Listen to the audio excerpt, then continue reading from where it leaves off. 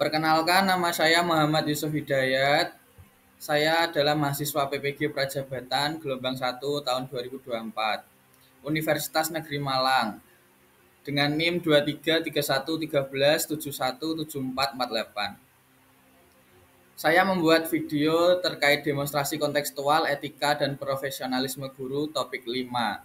Terkait hal tersebut, saya mengambil materi teks berita yang ditujukan untuk Bapak Ibu guru dan juga siswa.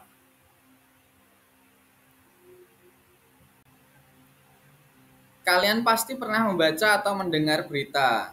Sebelum menyusun teks berita, kalian harus memahami unsur dan struktur yang ada di dalamnya. Setiap hari, kita dihadapkan dengan berbagai peristiwa yang terjadi di tanah air maupun mancanegara. Baru-baru ini, ada kegiatan gempa bumi yang melanda Kabupaten Cianjur, Jawa Barat. Sebelumnya, terdapat konferensi tingkat tinggi atau KTT G20 yang mempertemukan para pemimpin dunia. Acara ini berlangsung dengan meriah di kawasan Nusa Dua, Provinsi Bali. Informasi mengenai peristiwa di atas dapat kita peroleh melalui teks berita. Berita bisa disampaikan lewat televisi, radio, koran, majalah, media online, sampai media sosial. Tetapi, bagaimana ya proses penulisan teks berita itu? Apa saja yang perlu dicantumkan? Mari kita belajar bersama-sama terkait hal tersebut. Pengertian teks berita. Teks berita adalah teks yang menyampaikan kabar atau informasi mengenai peristiwa faktual dan aktual kepada masyarakat. Faktual artinya sesuai fakta dan tidak mengada-ngada. Sedangkan aktual artinya hangat atau baru saja terjadi. Sifat faktual pada berita dibuktikan dengan adanya keterangan dari orang-orang yang terlibat pada peristiwa tersebut. Kalau di televisi, kalian pasti pernah melihat reporter yang mewawancarai narasumber. Misalnya pada kejadian gempa bumi di Cianjur. Fakta-fakta berita bersumber dari keterangan warga setempat serta bukti pendukung seperti foto atau kejadian di lokasi foto atau bukti video di lokasi kejadian. Selain berdasarkan fakta, berita harus bersifat aktual. Berita harus disampaikan secepat mungkin supaya informasinya tidak basi. Apalagi kalau berita tersebut berhubungan dengan banyak orang atau melibatkan tokoh terkenal. Contohnya, berita mengenai Elon Musk yang menggunakan kain batik bomba dari Sulawesi Tengah pada perhelatan G20.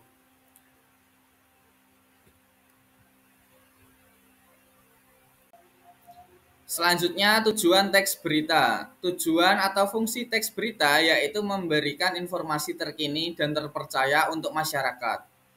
Berita juga membantu kita untuk lebih berhati-hati. Maksudnya bagaimana? Contoh, memasuki penghujung tahun, beberapa daerah diguyur hujan dengan angin kencang. Berita mengenai kecelakaan lalu lintas, banjir, pohon tumbang, hingga longsor ramai menghiasi koran ataupun media online. Berita tersebut berguna supaya kita selalu waspada sebelum bepergian. Selain itu, berita juga berfungsi sebagai dasar pengambilan keputusan. Misalnya, berita mengenai kenaikan harga BBM membuat masyarakat beralih menggunakan transportasi umum atau mengurangi mobilitas mereka. Unsur-unsur teks berita. Unsur teks berita ada 6 macam atau yang kita kenal sebagai 5W plus 1H. Yaitu apa, di mana, kapan, siapa, mengapa, dan bagaimana. Biar lebih gampang, kamu bisa menyingkatnya menjadi adik Simba. Nomor 1, apa, atau bahasa Inggrisnya what. Kata apa digunakan untuk menjelaskan peristiwa yang sedang terjadi. Nomor 2, di mana atau where. Kata di mana digunakan untuk memberitahu lokasi peristiwa tersebut terjadi. Nomor 3, kapan atau when. Kata kapan digunakan untuk menjelaskan waktu terjadinya peristiwa. Terus nomor 4, siapa atau who. Kata siapa digunakan untuk menjelaskan orang-orang yang terlibat pada peristiwa tersebut. Bisa pelaku, korban, atau saksi mata. Nomor 5, why. Mengapa. Kata mengapa adalah jawaban dari penyebab, alasan, atau latar belakang peristiwa. Nomor 6, bagaimana atau how. Kata bagaimana digunakan untuk menjelaskan proses terjadinya peristiwa dan kondisi terkini sesuai urutan waktu. Selanjutnya, struktur teks berita. Di dalam teks berita terdapat 3 struktur yang tak boleh dilewatkan, yaitu kepala berita, tubuh berita, dan ekor berita. Nomor 1, kepala berita. Kepala berita adalah bagian awal yang memuat banyak informasi penting, yaitu apa, di mana, kapan, dan siapa. Kepala berita disebut juga sebagai light, teras berita, atau orientasi. Nomor 2, tubuh berita. Tubuh berita berisi penjelasan mengenai informasi yang disampaikan pada bagian kepala berita. Pada bagian tubuh berita terdapat jawaban atas pertanyaan mengapa dan bagaimana peristiwa itu terjadi. Struktur ini memuat latar belakang, penyebab, hingga upaya yang dilakukan pihak terkait penyelesaian peristiwa itu. Nomor 3, ekor berita. Bagian ini mencantumkan informasi yang bersifat tambahan. Jika ekor berita dihilangkan, maka tidak berpengaruh terhadap pokok berita. Mengapa demikian? Sebab ke-6 unsur berita sudah dijelaskan dengan lengkap di bagian kepala dan tubuh berita. Kalian bisa melihat struktur teks berita digambarkan menyerupai piramida yang terbalik. Semakin ke bawah, semakin sedikit informasi yang disampaikan. Maka dari itu, penyampaian informasi secara lengkap hendaknya diletakkan di bagian awal dan tengah tubuh berita. Sebelum lanjut ke pembahasan selanjutnya, ada tips untuk kalian yang ingin menulis berita. Pilihlah judul yang menarik supaya orang-orang terdorong untuk membaca beritamu sampai habis. Tetapi ingat, jangan sampai membuat hoaks atau mengandung sara ya.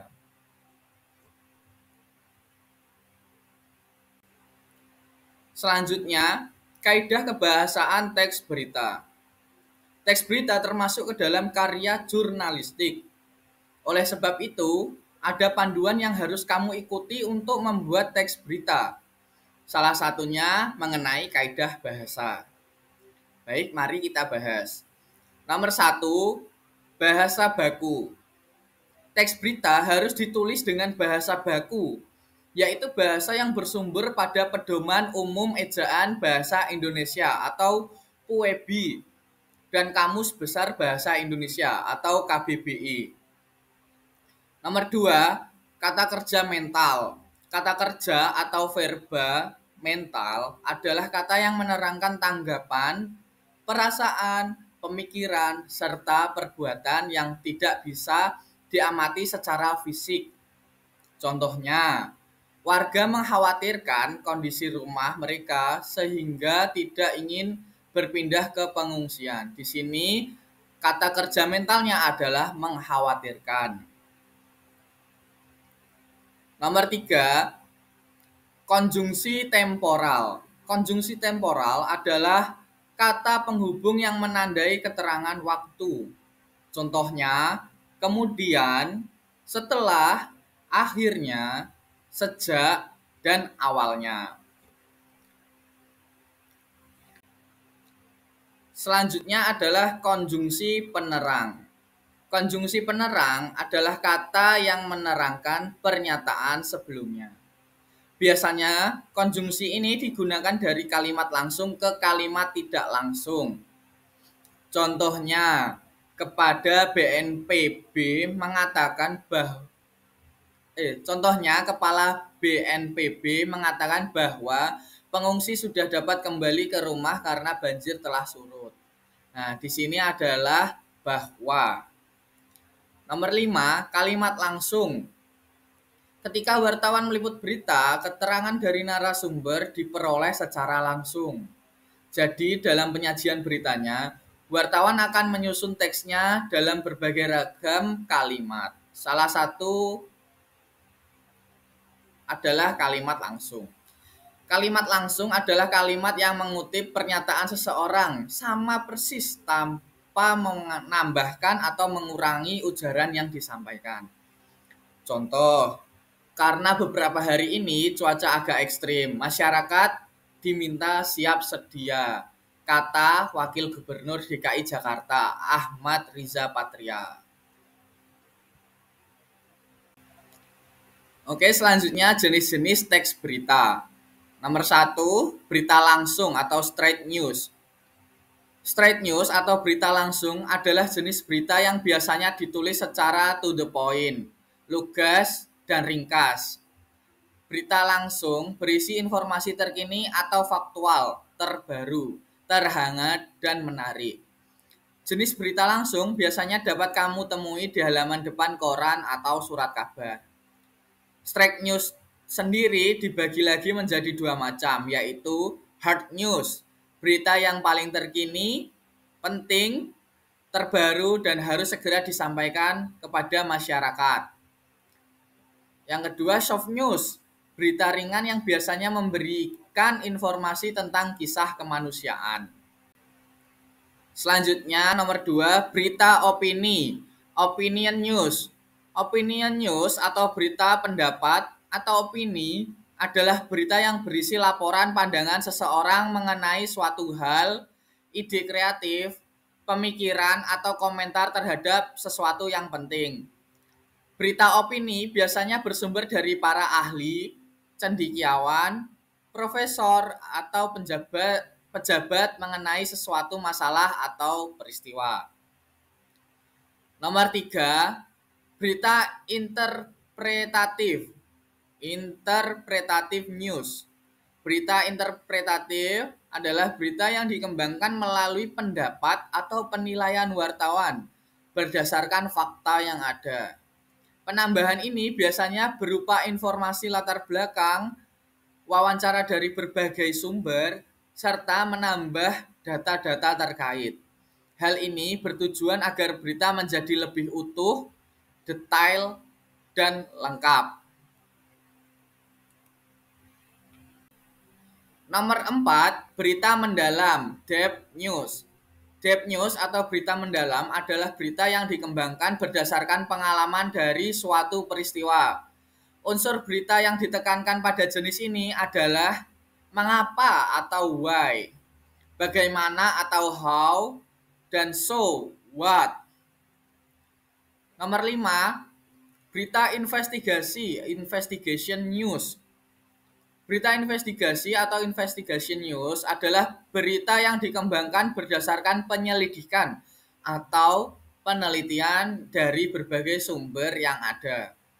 Dalam proses penyusunan berita ini, penulis atau wartawan menjadi watchdog atau pelaku penyelidikan untuk mencari kebenaran atau fakta yang tersembunyi. Baik, kita sudah sampai di contoh teks berita dengan judul Gempa Darat Magnitudo 2,5 kembali guncang Cianjur. Gempa bumi dengan kekuatan magnitudo 2,5 mengguncang Cianjur, Jawa Barat, Senin 28 November siang. Gempa dengan kedalaman 10 km ini terjadi pukul 12.28 waktu Indonesia Barat. Catatan BMKG, gempa berlokasi di 6.82 Lintang Selatan dan 107,07 Bujur Timur. Pusat gempa berada di darat 7 km barat laut Kabupaten Cianjur. Demikian keterangan resmi BMKG di akun Twitter resmi. Gempa dirasakan di Cugenang, Salah satu wilayah yang paling parah terdampak gempa Cianjur beberapa waktu lalu. Di wilayah itu, skala guncangan gempa terukur 3 mmi.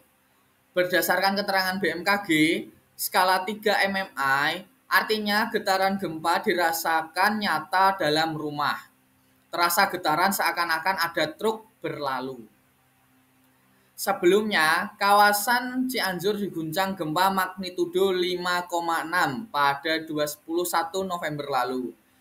Akibat gempa ini, sebanyak 323 orang dinyatakan tewas hingga Senin, 28 November.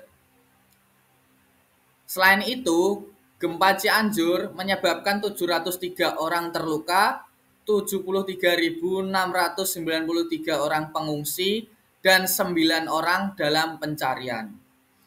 Proses evakuasi terhadap korban yang tertimbun gempa masih dilakukan. Berikut hal tersebut adalah contoh dari teks berita. Baik, demikian penyampaian informasi dari saya, Muhammad Yusuf Hidayat.